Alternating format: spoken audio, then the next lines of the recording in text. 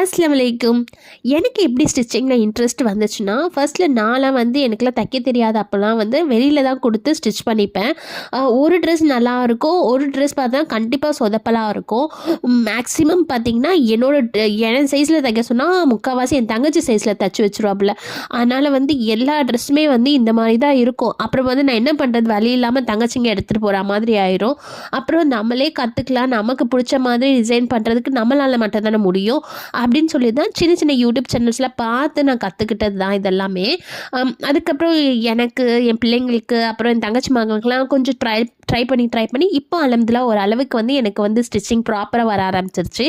இதே மாதிரி நீங்களும் வந்து ட்ரை பண்ணி பாருங்க. கண்டிப்பாக நீங்களும் வந்து இந்த மாதிரி சூப்பராக வந்து டிசைன் பண்ணலாம்.